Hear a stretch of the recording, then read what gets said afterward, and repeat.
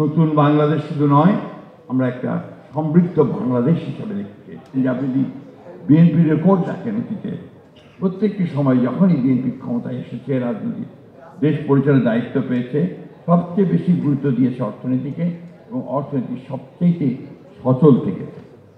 আজকে যে বিষয়টার উপরে আমরা সবচেয়ে বেশি গুরুত্ব দিতে চাই সেটা হচ্ছে যে সাধারণ মানুষগুলো যেন ভালো থাকে, আমাদের কৃষকেরা যেন ভালো থাকে, তার সমস্যার সমাধান যেন করা যায়, আমাদের শ্রমিকেরা তারা যেন তাদের শ্রমের ন্যায্য মূল্য পায়,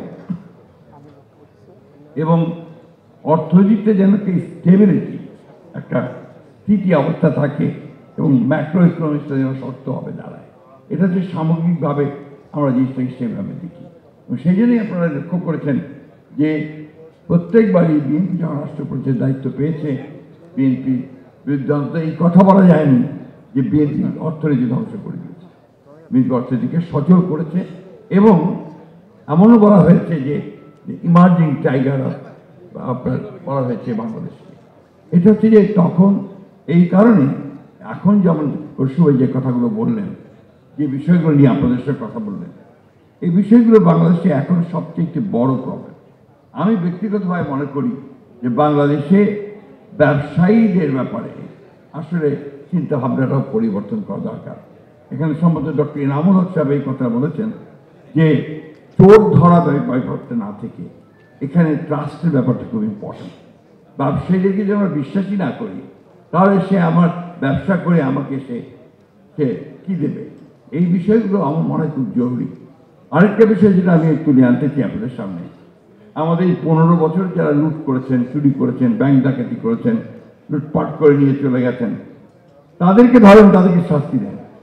তাদের যে ইন্ডাস্ট্রিগুলো আছে, তাদের যে শিল্প কলকারখানা আছে, সেগুলো যে হাজার হাজার মানুষ কাজ করছে, সেগুলো বন্ধ করে দিয়ে যে 14 লক্ষ বেকার হয়ে গেছে শুনলাম কিছুদিন আগে, তারা যাবে কোথায়? এই বেকারত্বটা আমরা সৃষ্টি করছি কেন? আমি মনে করি বিষয়টা আমাদেরকে আবারও ভেবে দেখা উচিত। এই কারখানাগুলোকে আমরা কিভাবে চালু করতে পারি, এই প্রতিষ্ঠানগুলোকে আমরা কিভাবে এই মানুষগুলোর কর্মসংস্থানের সৃষ্টি করতে পারি, সেটা আমাদের দেখা দরকার। 1975 সালে যখন আপনার পট পরিবর্তন হলো, তো সেই সময় অনেকে ভেবেছিল যে তারপরে বাংলাদেশ বোধহয় ডুবেই যাবে, কিন্তু শহীদ প্রেসিডেন্ট জিয়া রহমান সাহেব কিন্তু টেনে উপরে তুলেছিলেন একটা বটমলেস বাস্কেট থেকে, সেটাকে একটা সম্ভাবনার একটা জনপদ তৈরি করতে সক্ষম হয়েছিলেন। আমাদের দুঃখিত, আমাদের কৃষকদের কিন্তু প্রচুর উৎপাদনশীলতা আছে। আমরা যদি তাদেরকে ঠিক মতো সাহায্য করতে পারি, তাদের সার, বীজ এবং সেচ যদি ঠিক মতো পৌঁছাতে পারি, তাহলে কিন্তু আমরা এই জায়গাতে আরও বেশি, যেটুকু আমরা অর্জন করতে চাই অনেক বেশি অর্জন করতে পারবো। আপনারা একটা জিনিস খেয়াল করে দেখুন, 1971 সালে যখন আপনার স্বাধীনতা যুদ্ধ হয়, সেই সময় বাংলাদেশের তৎকালীন বাংলাদেশে আমাদের জনসংখ্যা ছিল 7.5 কোটি, খাদ্য ঘাটতি ছিল 28 লক্ষ মেট্রিক টন। আমার মনে হয় এখানে জাহাঙ্গীর সাহেব আছেন, সামনে বসে, আমার উনি ভালো বলতে পারবেন অর্থনীতি, কৃষির মানুষ। সেই বাংলাদেশ কিন্তু এখন প্রায় খাদ্যে স্বয়ংসম্পূর্ণ, অর্থাৎ এই খাতে কিন্তু আমরা যথেষ্ট অর্জন করেছি, যেটা আমাদের কৃষক, আমাদের কৃষি বিজ্ঞানী এবং যারা কৃষিতে কাজ করছেন তাদের যথেষ্ট অবদান রয়েছে।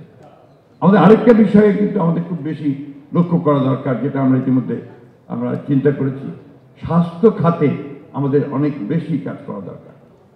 একই সঙ্গে যে বিষয়টা সবচেয়ে বেশি প্রয়োজন, শিক্ষা খাতকে একটা আমূল পরিবর্তনকে আমাদের জনগণের উন্নয়নের উপযোগী করার জন্য সবচেয়ে বেশি শিক্ষা খাতকে ঢেলে সাজানো দরকার। এই বিষয়গুলোতে আমরা ইতিমধ্যেই চিন্তা করেছি, এবং আমরা অবশ্যই সামনে যে আপনারা যেখানে আছে ভবিষ্যৎ পথরেখা, শুধু অর্থনীতি, এটাতে শুধু অর্থনীতির পথরেখা হলেই হবে না, সঙ্গে সঙ্গে রাজনীতির পথরেখাটাকেও কিন্তু আপনার স্টেবল হতে হবে, তাকে স্থিতিশীলতা থাকতে হবে, তার একটা স্থায়িত্ব থাকতে হবে। সেই লক্ষ্যে ইতিমধ্যে আমরা কাজ করেছি।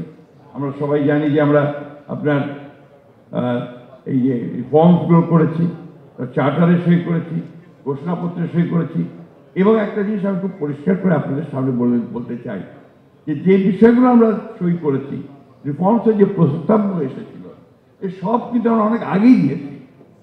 আমরা 2016 সালে আমাদের নেত্রী দেশনেত্রী বেগম খালেদা জিয়া রিভিশন 2030 দিয়েছিলেন। আজকের যে বিষয়গুলো আমরা একমত হয়েছি তার অনেকগুলো বিষয় সেখানে কিন্তু ছিল। একই সঙ্গে 2023 সালে আমরা আপনার 31 দফা দিয়েছি, যার মধ্যে আজকের ইকোনমিক রিফর্ম, পলিটিক্যাল রিফর্ম প্রায় সবগুলো বিষয় এখানে রয়েছে। সামগ্রিকভাবে আমরা বাংলাদেশকে সবসময়ই আমরা একটা নতুন বাংলাদেশ শুধু নয়, আমরা একটা সমৃদ্ধ বাংলাদেশ হিসাবে দেখতে চেয়েছি।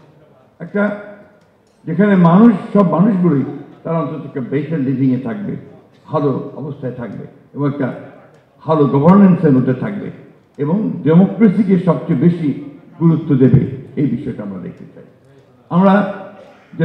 আমরা চিন্তা করেছি এবং আমরা যেভাবে আমরা সামনের দিকে এগিয়ে যাব আমাদের অভিজ্ঞতাকে নিয়ে, সেটা হচ্ছে যে সত্যিকার অর্থেই বাংলাদেশকে একটা গণতান্ত্রিক, একটা সমৃদ্ধ একটা বাংলাদেশ হিসেবে আমরা পরিণত করতে চাই।